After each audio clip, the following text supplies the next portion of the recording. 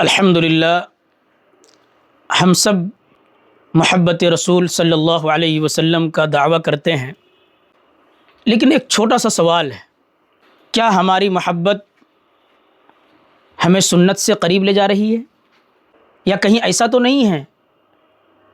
کہ ہم محبت کے نام پر وہ کام کر رہے ہیں جن کا حکم نہ تو نبی کریم صلی اللہ علیہ وسلم نے دیا ہے اور نہ ہی صحابہ کرام رضی اللہ عنہم اجمعین نے دیا ہے۔ آئیے آج کی اس ویڈیو میں اسی بات کو ہم جذبات سے نہیں بلکہ دین کی روشنی میں سمجھنے کی کوشش کرتے ہیں۔ یہ اسلامی سال کا 7واں مہینہ رجب المرجب چل رہا ہے اور اس مہینے کی 27ویں تاریخ کو شب معراج کے نام سے بڑے اہتمام کے ساتھ منایا جاتا ہے۔ مسجدوں کو سجایا جاتا ہے، چراغاں کیا جاتا ہے، مخصوص قسم کی نفلیں اور عبادتیں انجام دی جاتی ہیں، روزہ رکھنے کو لازم اور ضروری سمجھا جاتا ہے، اور نہ جانے ایسی بہت سی رسومات ادا کی جاتی ہیں جن کا دین سے کوئی تعلق نہیں ہے، اور یوں آہستہ آہستہ رسم و رواج کو دین کا حصہ سمجھ لیا گیا ہے۔ آئیے اب ہم اصل بات کی طرف چلتے ہیں۔ سب سے پہلی بات یہ ہے کہ ہم نے 27 رجب کو یقینی طور پر معراج کی رات مان لیا ہے،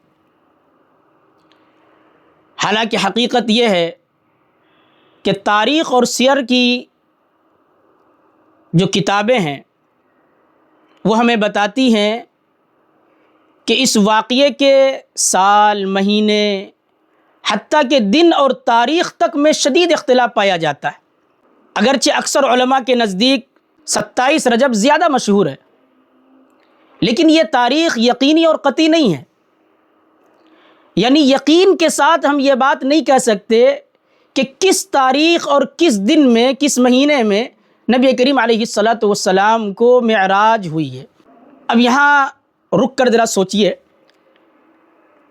کہ جب یقینی طور پر تاریخ ہی طے نہیں ہے تو پھر ہم اسے دین کا خاص دن کیوں بنا رہے ہیں؟ دوسری اہم بات یہ ہے کہ اس پر اکثر علماء کا اتفاق ہے کہ معراج کا جو یہ واقعہ ہے وہ ہجرت سے پہلے پیش آیا ہے، جس کا صاف مطلب یہ ہے کہ اس واقعے کے بعد نبی کریم علیہ الصلاۃ والسلام اس دنیا میں تقریباً 15-16 سال تک حیات رہے ہیں۔ لیکن کسی ایک بھی معتبر روایت سے یہ بات ثابت نہیں ہے کہ خود نبی کریم علیہ الصلاۃ والسلام نے یا آپ کے جانثار صحابہ نے اس رات کو جشن منایا ہو، یا کسی مخصوص عبادت کے انجام دینے کا اللہ کے نبی نے حکم دیا ہو اور صحابہ نے اس پر عمل کیا ہو۔ اگر یہ کام دین کا حصہ ہوتا تو سب سے پہلے اللہ کے نبی علیہ الصلاۃ والسلام اور آپ کے صحابہ یہ کام کرتے۔ دین کے بارے میں یہ اصول اچھی طریقے سے سمجھ لیجئے کہ جو کام خود نبی کریم علیہ الصلاۃ والسلام نے نہ کیا ہو یا صحابہ نے نہ کیا ہو، اس کام کو دین کا حصہ بنا لینا یا اسے سنت سمجھنا یا اس کے ساتھ سنت جیسا معاملہ کرنا، اس کی شریعت میں گنجائش نہیں ہے۔ اسی کو بدعت کہا جاتا ہے، جس سے بچنا ہر مسلمان کے لیے لازم اور ضروری ہے۔ میرے دوستو، سچی محبت کا تقاضا یہ نہیں ہے کہ ہم اپنی طرف سے طریقے ایجاد کر لیں،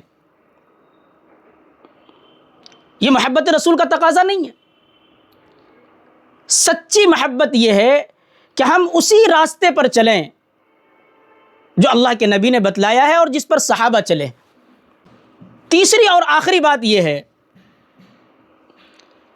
کہ معراج کا یہ واقعہ یقیناً ایک عظیم الشان واقعہ ہے،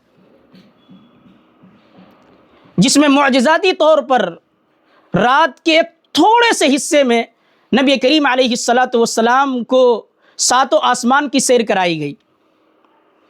مختلف انبیاء کرام علیہم الصلاۃ والتسلیم سے ملاقات کرائی گئی۔ اللہ رب العزت والجلال نے آپ کو مقام خاص عطا فرمایا، قرب خاص عطا فرمایا، آپ کے واسطے سے آپ کی امت کو عظیم الشان تحفہ نماز کی شکل میں عطا فرمایا۔ لیکن یاد رکھیے، معراج کا اصل پیغام یہ نہیں ہے کہ سال میں ایک دن جشن منا لیا جائے، چراغاں کر لیا جائے، مسجدوں کو سجا لیا جائے یا مخصوص قسم کی عبادتیں انجام دے لی جائیں۔ یہ معراج کا اصل پیغام نہیں ہے۔ معراج کا اصل پیغام یہ ہے کہ اس رات میں جو تحفے ملے ہیں امت محمدی علیہ الصلاۃ والسلام کو، یعنی 5 وقت کی نمازیں، ان نمازوں کو ہم اپنی زندگی میں قائم کریں، یہ معراج کا اصل پیغام ہے۔